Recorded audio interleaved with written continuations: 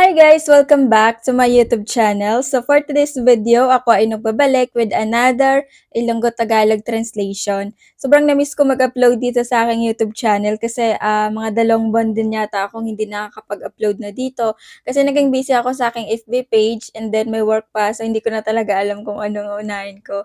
Pero thank you so much guys sa mga andito pa rin, sa mga nanonood pa rin ng mga videos ko, nagsasubscribe. Thank you so much guys. So ayun, magbibigay ulit ako ng 10 Ilonggo words and then ita-translate ko siya into Tagalog. So let's go! Be the fam, that's what they call me. Promise that you never be lonely. So number 1 is ang yabang mo. Ang yabang mo pre. And Ilonggo is tikalon sa imo. Ang yabang mo. Tikalon sa imo. Mayabang means tikalon. So number 2 is saan ka pupunta. In Ilonggo is sa diin ka makadto. Saan means sa diin. Pupunta means makadto. So saan ka pupunta? Sa diin ka makadto. Pag sinabi mo naman na kailan ka pupunta. Kailan means san-o. So kailan ka pupunta? San-o ka makadto. Pag sinabi mo naman na kailan ka pupunta dito, in Ilonggo naman is san-o ka makadto di or diri. San-o ka makadto diri. So number 3 is ang pangit ng ugali mo. In Ilonggo naman is kalaway sa imo batasan. So ang pangit means kalaway or malaway. Ugali is batasan. So pangit ng ugali mo. Kalaway sa imo batasan. Number 4 is anong nangyari sa'yo. In Ilonggo naman is ano natabo sa imo. Nangyari means natabo. Pag mangyari naman is matabo. So anong nangyari sa'yo? Ano natabo sa imo? Anong mangyari sa'yo? Anong matabo sa imo? Pag medyo malambing na pagkasabi, ano ang natabo sa imo? Pagalit naman, anong tabo sa imo?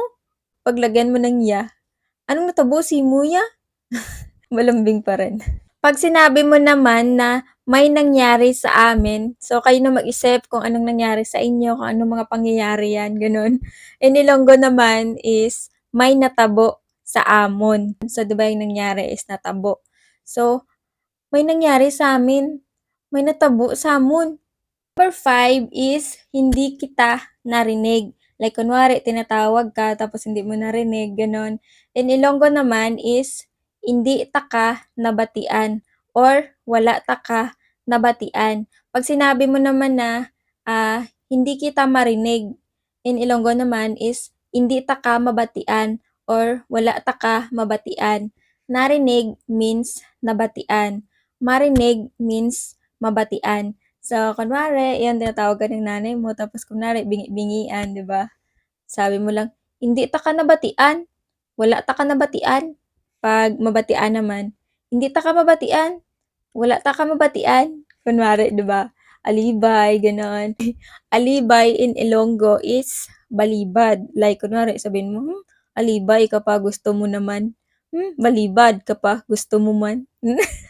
Pwede din, balibad ka pa, gusto mo lang gid po. Ang bingi pala sa Ilonggo is bungol. Tapos pag pabingi-bingian naman, pabungol-bungol. So, bingi ka ba? Bungol ka pa? Pabingi-bingian ka pa? Pabungol-bungol ka pa?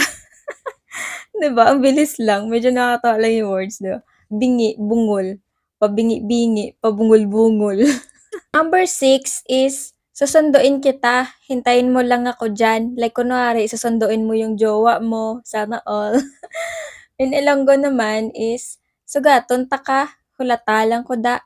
So susunduin means sugaton, hintayin means hulaton, diyan means da or dira.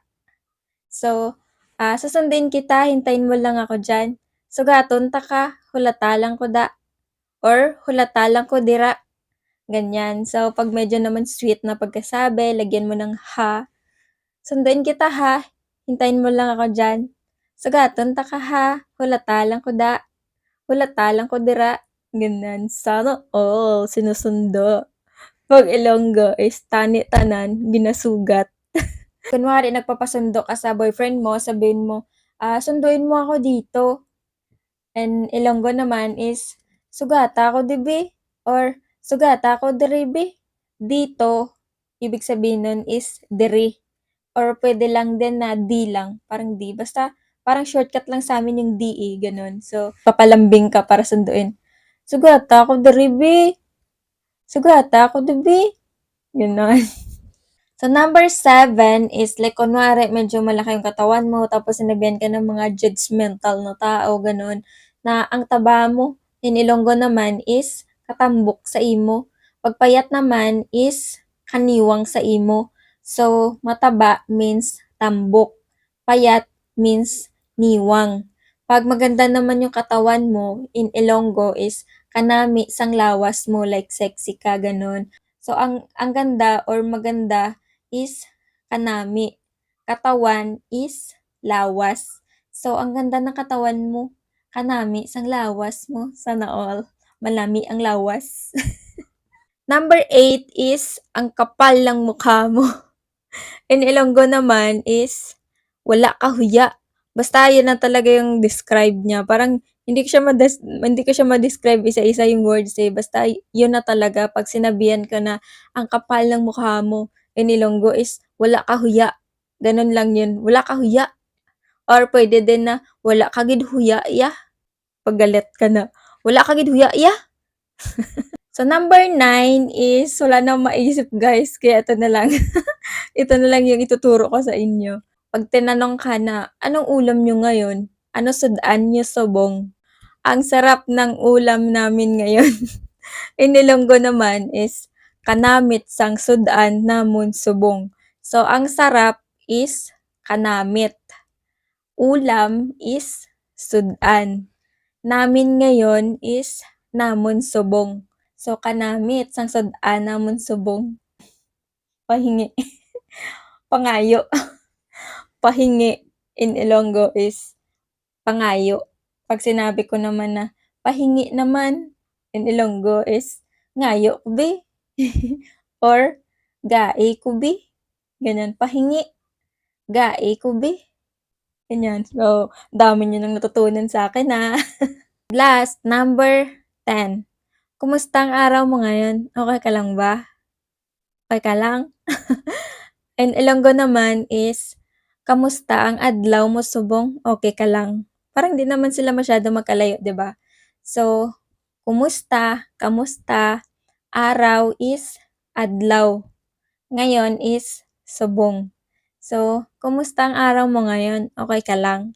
Kamusta ang adlaw mo subong? Okey ka lang? Ingat ka palagi ha. Halong ka gid permi ha. Andito lang ako para sa'yo. Ari lang ko di permi para sa imo. 'Yon. So ayun guys, dami niyo bang natutunan sa'kin ngayon? Na-gets niyo ba yung explanation ko?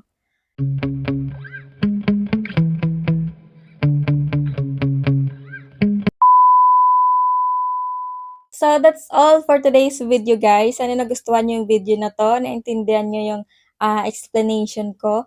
At kung meron pa kayong mga words na gustong matutunan sa'kin or gustong ipa-translate sa'kin, is i-comment niyo lang sa comment section and then, sasagutin ko or gagawa ako ulit ng ganitong video.